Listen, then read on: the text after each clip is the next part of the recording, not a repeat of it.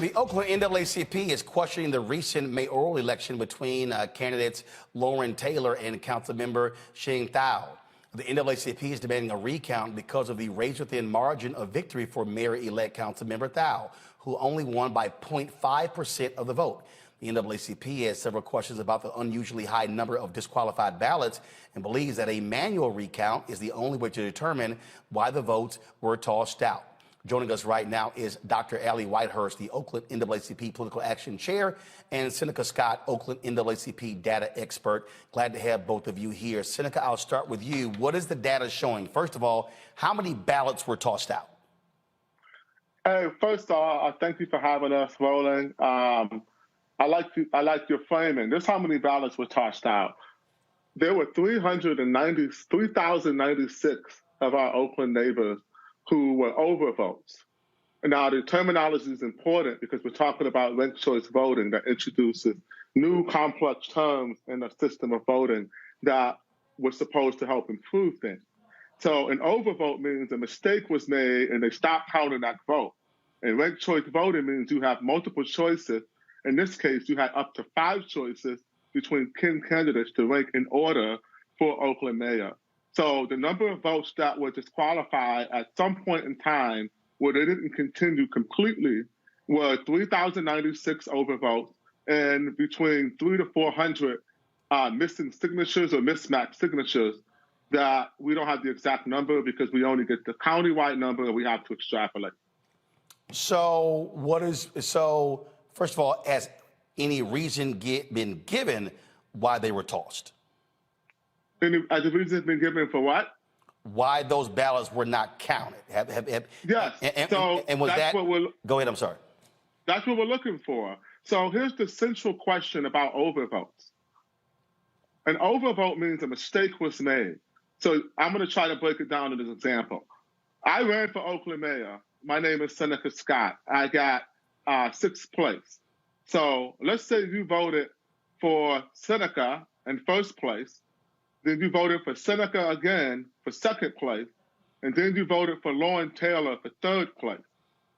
I get the first vote, and then because a mistake was made, that ballot is tossed in an overvote trash bin. Lauren never receives the continuing ballot, even though the voter intent was clear. And what we're after is the county registrar has the discretion to create what's called a duplicate ballot. In the case where a voter's intent was clear, but there was a mistake like the one I just described that would otherwise disqualify it. And that's what we're after. There were no duplicate ballots made, and there are hundreds, if not thousands of ballots that were disqualified where the voter intent was potentially clear. So that's the first pile. The second pile, and you're talking about 677 votes. And when you have an election decided by 677 votes, and there's 3,400 or so votes in the trash, these aren't votes, these are neighbors who intended to have their voices heard. And the county registrar's office is by law supposed to make every effort to count every vote, and it looks like what they did is, when in doubt, throw it out. So we need to look at them and make sure that they count and do what they were supposed to do and see who really won this election. I mean, obviously, when you talk about this razor-thin margin, this jumps out, Allie. And so what feedback have y'all gotten? Is there going to be a recount? There are some places where you have an automatic trigger of a recount. And so what's going on here? Well, right now, we are very pleased that the Alameda County supervisors have decided to take this matter up at a meeting on next week. There was a special meeting yesterday, and it appears that 4 of the supervisors who were there agree that there needs to be a manual recount, given what we are faced with right now. So Alameda County is going to have to make the decision. Are there not, though, like a lot of places, they actually have procedures in place that triggers automatic recount. So there's no automatic recount in the law there in Oakland? No. Election code. Say it again, Seneca. We don't have that in our election code. So we could be decided by 1 vote, and they would just certify it. So if you don't have that, well, then what authority does the commission have to order a recount? So what is the basis of your request? What's the legal basis of your request? So I'll give you the legal basis of our request is this. I don't know if you know this, but right after the election, I was one of the first people in the city of Oakland to call questions to the algorithm used. And although we faced some early rounds of ridicule for questioning election integrity, it's January 6th, so you get the joke.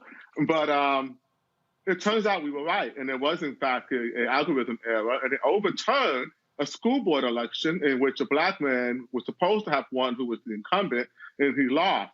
And so since when they did the election again, and with the correct algorithm, and he won, and his was even more narrow, it was decided by less than 50 votes. He actually won.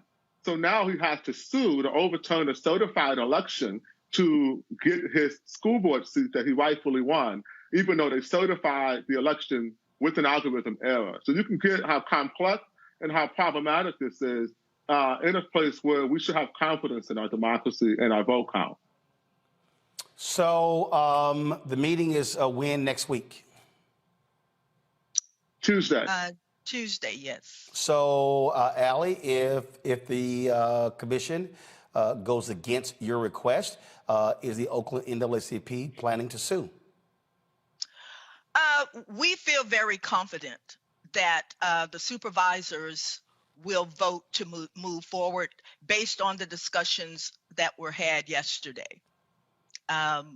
So right now we're just focused on kind of the next step, what oversight might occur during the manual recount.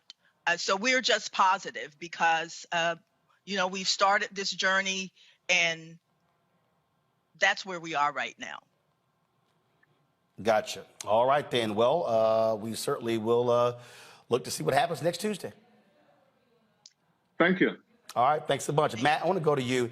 This is one of the reasons why, again, voting rights, civil rights, lawyers absolutely matter. We've seen this in so many other places as well, because if you don't study these election laws, then we see what can actually happen.